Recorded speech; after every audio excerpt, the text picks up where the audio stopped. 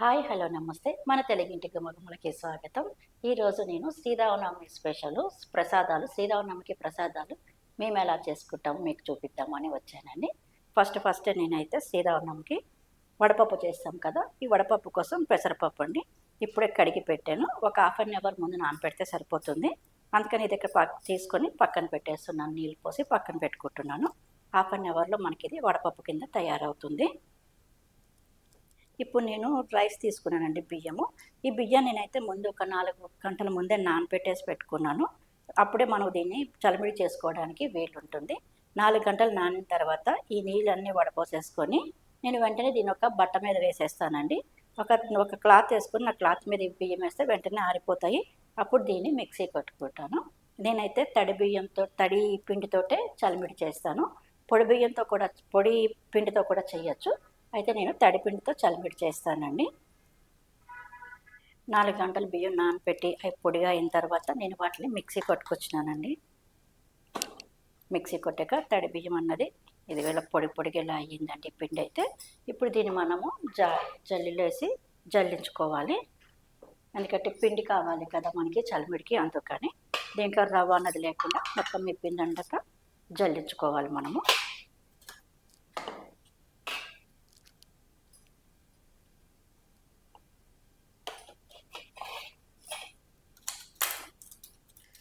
మొత్తం అంతా ఇలా జల్లించేసుకోవాలి పిండి అన్నది.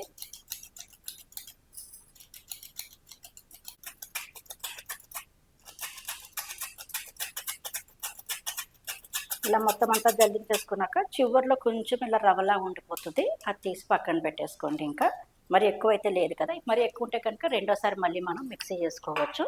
ఎక్కువ లేదు కాబట్టి నేను ఇంకా పక్కన పెట్టేస్తున్నాను. ఇప్పుడు ఈ పిండి మనం కొలుచుకొని చేసుకుందాం మనము. నేనైతే 1 కప్పు తీసుకుంటున్నానండి. ఇది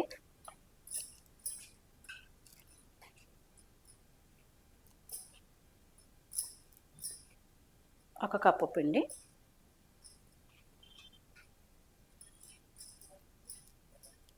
ఇప్పుడు 1 కప్పు పిండి తీసుకుంటే మనము దీనికి ఒక 1/4 తీసుకోవాలండి. ఏదైనా సరే మనం ఎంత తీసుకుంటామో దానిలో 1/4 వరకు బెల్లం తీసుకోవాలి. ఈ బెల్లం కూడా సన్నగా తరిగి పెట్టుకోవాలండి. నేను ఇప్పుడు కప్పు తీసుకున్నాను కాబట్టి దీనికి 1/4 వరకు తురుము పెట్టుకున్నాను, అది తీసుకుంటున్నాను.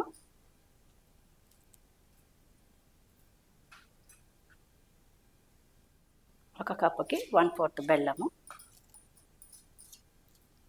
ఈ బెల్లం ఇందులో వేసుకొని అట్లాగే ఒక 2 స్పూన్ల వరకు నెయ్యి వేసుకొని కలుపుకోవాలి. బెల్లం అనేది ఎక్కువ వేసుకోకండి, దానికి ఎంత టేస్ట్ సరిపోతుందో అంతే వేసుకోండి. ఎక్కువ వేసుకుంటే కనుక చలిమిడి అన్నది పలచగా అయిపోతుంది, అందుకని చూసుకొని వేసుకోండి.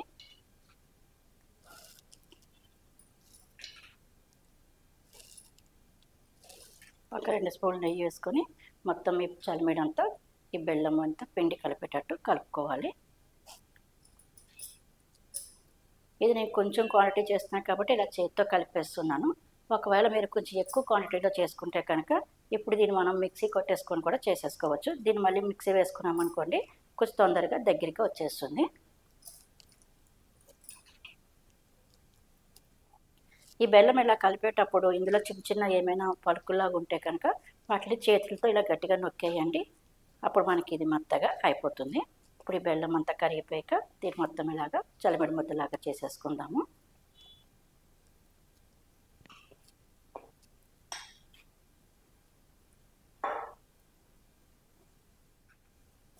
ఇలా మొత్తం అంతా కలిపేసుకున్న తర్వాత ఇందులోకి నేనైతే కొన్ని పచ్చి కొబ్బరి ముక్కలు వేస్తున్నాను. ఇది కొంతమంది వేసుకుంటారు, కొంతమంది వేసుకోరండి. మీ ఇష్టాన్ని బట్టి ఇవి వేసుకోండి. ఈ పచ్చి కొబ్బరి ముక్కలు కూడా కలిపేసుకొని ఈ ప్రసాదం అనేది రెడీ చేసేసుకోవడమే.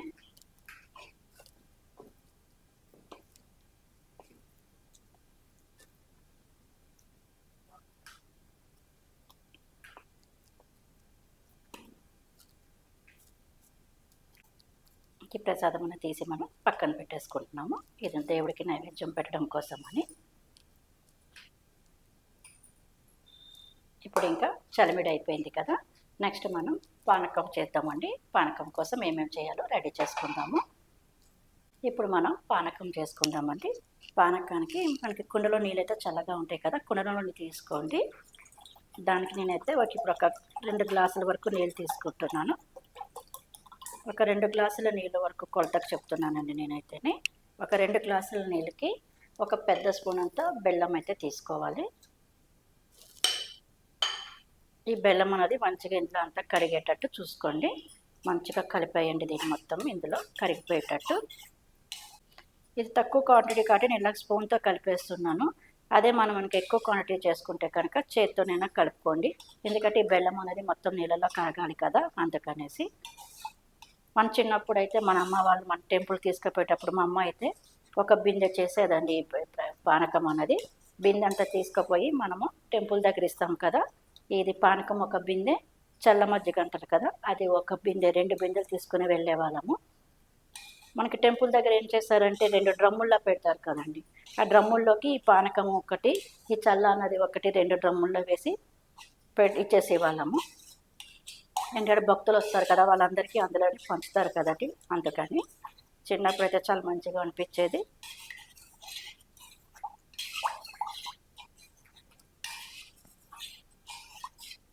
చూసారు ఇప్పుడు మొత్తం ఈ బెల్లం అంతా కరిగిపోయింది కదా. ఇప్పుడు దీన్ని తీసి మనం పక్కన పెట్టుకుందాము. దీంట్లోకి ఏమేమి ఐటెంలు వేసుకోవాలో అవి రెడీ చేసుకుందాము. ఈ పానకంలోకి మనము మిరియాల పౌడర్ వేసుకోవాలి, అలాగే శొంఠి, అలాగే యాలకులు వేసుకోవాలండి. నేను ఒక గ్లాసున్నర 2 గ్లాసుల వరకు చేస్తున్నాను కాబట్టి ఒక 8 వరకు మిరియాలు తీసుకుంటున్నాను, లేకపోతే మళ్ళీ ఘాటు ఎక్కువైపోతుంది కదా అందుకని. అలాగే 2 యాలకులు తీసుకుంటున్నాను, అలాగే కొద్దిగా శొంఠి అనేది నేను ఆల్రెడీ పౌడర్ కింద చేసి పెట్టేసుకున్నాను కాబట్టి ఆ పొడిని ఇందులో వేసి మళ్ళీ ఒక్కసారి దంచుకుంటున్నానండి. కొద్దిగా ఒక చిటికెడంతా శొంఠి వేస్తున్నాను. వేసి ఇవన్నీ కలిపి మంచిగా దంచుకోవాలి, పొడి కింద చేసుకోవాలి.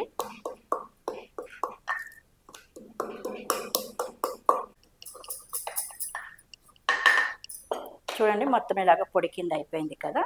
ఈ పొడిని మనము ఈ వాటర్లోకి తీసుకోవాలి. ఇది కూడా కొంచెం ఈ క్వాంటిటీలో తీసుకుంటున్నాను.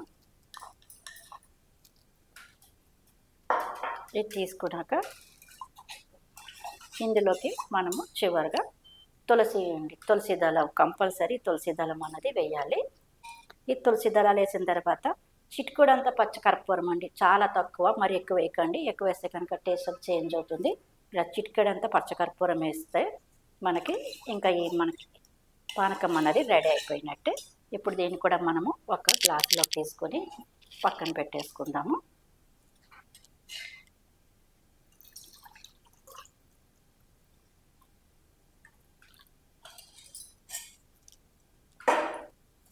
అంతేనండి, పానకం అనేది రెడీ అయిపోయింది. ఇప్పుడు మనం వడపప్పును రెడీ చేసుకుందాము. ఈ పెసరపప్పు నానబెట్టి 1/2 అవర్ పైన అయింది కదా. ఇప్పుడు చూడండి మొత్తం నానిపోయింది. ఇప్పుడు దీన్ని మనం వడపప్పు కింద ప్రసాదం గిన్నెలోకి దీన్ని తీసేసుకోవడమే. అయితే నేనైతే ఇట్లా చేస్తాను. కొంతమంది అయితే దీంట్లోకి కొబ్బరి తురుము కింద చేసుకొని అది కూడా వేస్తారండి, అలాగ కూడా చేస్తారు. కొంతమంది అయితే ఇందులోకి పచ్చిమిర్చి కూడా వేస్తారు. కొబ్బరి తురుము పచ్చిమిర్చి కూడా తురుము వేసి చేసుకుంటారు. మేమైతే డైరెక్ట్ ఇట్లా ఒక్కటే పెట్టేస్తామండి దేవుడి దగ్గర. ఇట్లా తీసుకున్న తర్వాత దీంట్లోకి బెల్లం ముక్క పెడితే వడపప్పు ప్రసాదం అన్నది రెడీ అయిపోయినట్టే. ఇది 3వ ప్రసాదము రెడీ అయిపోయింది చూడండి. ఇది కూడా తీసి మనం పక్కన పెట్టేసుకుందాము. ఇంకా 4వ ప్రసాదం అన్నది చల్ల అండి. అంటే మేమైతే చల్ల అంటాము, కొంతమంది మజ్జిగ అంటారు, కొంతమంది అయితే నీళ్ళ మజ్జిగ అంటారు. ఇది కూడా మనం దేవుడికి ఇస్తాము. దీనికోసం నేను కొంచెం పెరుగు తీసుకుంటున్నాను. అయితే మనం పెరుగు ఎంత తీసుకుంటున్నామో దానికి 3/4 నీళ్ళు వేసుకోవాలండి. చల్ల అనేది చాలా పలచగా ఉండాలి, అందుకనేసి ఇది మంచిగా ఇలాగ గిలక్కొట్టుకోవాలండి పెరుగుని.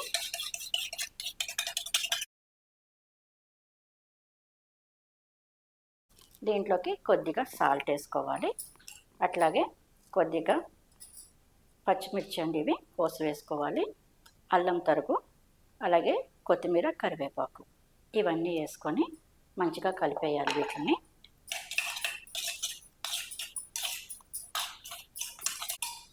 ఇలా మొత్తం ఇవన్నీ మంచిగా కలిపేసుకోవాలి. ఇలా కలిపేసిన తర్వాత దీంట్లోకి మనం వాటర్ అన్నది వేసుకోవాలి.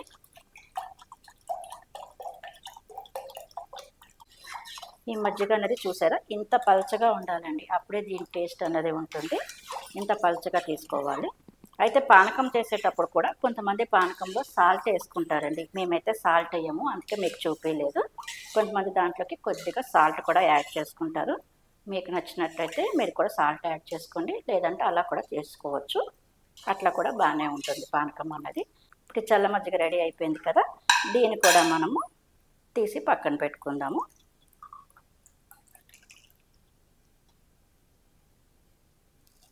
చూసారు కదా, తీసేసుకున్నాం దేవుడి కోసం అని. ఇంతేనండి, ఎంతో ఈజీగా ఉంటుంది. ఇలాగా ఈ 4 రకాల ప్రసాదాలతో మనం శ్రీరామనవమి ఎంతో భక్తి శ్రద్ధలతో చేసుకోవచ్చండి. నేను ఇలాగ మీరు అందరూ కూడా చేసుకోవాలని కోరుకుంటున్నాను.